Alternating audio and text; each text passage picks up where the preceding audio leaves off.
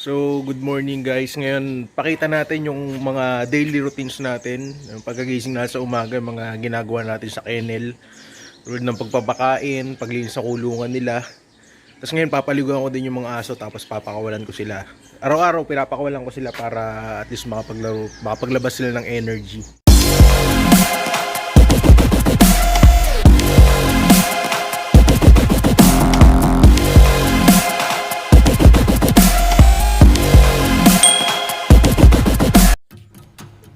Ayan, first thing in the morning, minsan nauna pa sa almusal.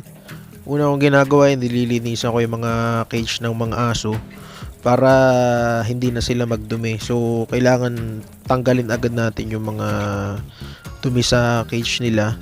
So, lahat yan nililinis ko tuwing umaga. Tsaka pagdating sa hapon, halimbawa may mga dumi ulit yan after nila kumain, dapat nililinis ulit natin yan para ma-maintain natin na malinis din yung aso natin, tsaka para hindi sila magkaroon ng sakit. So ayan, makikita nyo ganyan kadami yung nililinis kong cage ng aso. Totally meron ako sigurong ang bilang siguro nasa 10. May dalawa din akong adopted na aso. So, ni-rescue namin yan, yung mga pag-alagala sa labas. So, alpas lang sila. Itong mga Jack Russell ko kasi masyado malikot eh. Kadalasan nakakawala sa bahay, kaya kinukulong ko din sila. Pero pinapakawalan ko din naman yung araw-araw. So, ayan, nililinis ko yan isa-isa. Ayan yung ginagawa ko una, first thing in the morning. Tapos, sunod niyan is papakainin ko na sila ng dog food.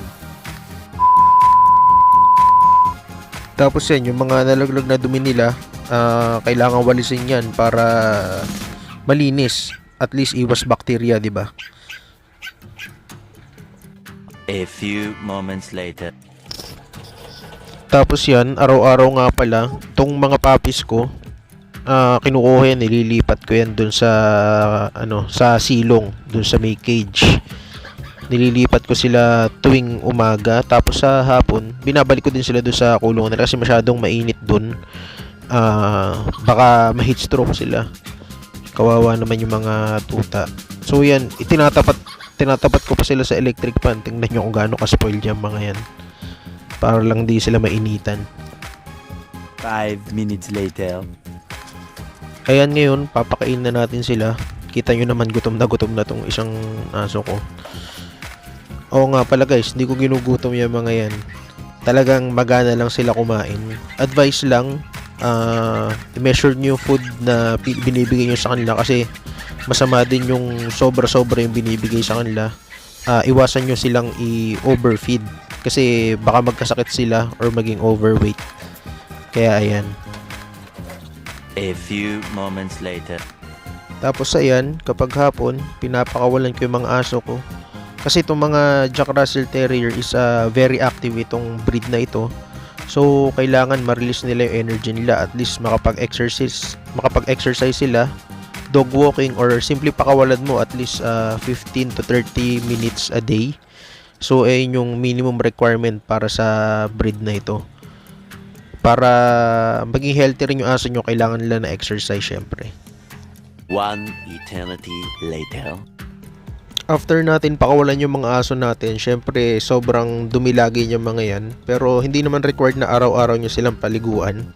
Pero tulad ngayon, sobrang init ng panahon. So, mas maganda siguro paliguan nyo sila ng at least 2 to 3 times a week para makapag-cool down naman sila. Mabawasan yung init nila sa katawan. Tapos, advice lang syempre, ilagay nyo sila sa lugar kung saan hindi masyado mainit. Mas maganda kung sa loob ng bahay, pero kung wala kayong space sa bahay, at least malagyan nyo ng bubong yung lugar na pinaglalagyan nila para hindi sila ma-heat stroke. Tapos prone din kasi sila sa ibang sakit pag yung gantong panahon na sobrang init. Yan, tapos na nga natin paliguan yung mga aso natin. Tingnan nyo naman, basang-basa din ako. Ganyan talaga pag nagpapaligutan na tayo ng aso. Biruin nyo, 8 aso yung pinaliguan ko ngayon. Pinapaliguan ko sila siguro mga twice or thrice a week kasi medyo mainit yung panahon ngayon, kaya medyo madalas yung pagpapaligo sa aso para iwas heat stroke. iwas heat stroke na din. A few moments later. Pagkatapos maligo ng mga aso natin, mas maganda kung tutuyuin natin sila ng towel. Tapos kung mahaba naman yung buhok nila, advisable din na i-blower sila, kasi kung papabayaan mo silang basa sa lugar nila, after few minutes siguro madumi na ulit yan. Kung halimbawa humangin tapos puro gabok, kakapit yan sa buhok nila, lalo na kung basa sila. Kaya mas maganda tuyuin agad natin sila. At yan na nga, tapos na nating tuyuin yung mga aso natin. Yung iba kasi nagtatanong paano natin na maintain na maputi yung balahibo ng mga aso natin. Hindi lang yan basta kasi sa pagpapaligo mo ng aso lagi.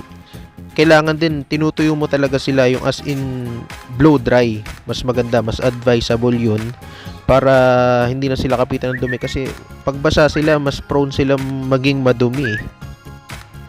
At para hindi naman nagbuhol yung buhok nila, pwede nyo silang ibili ng slicker brush. Ayun yung ginagamit ko.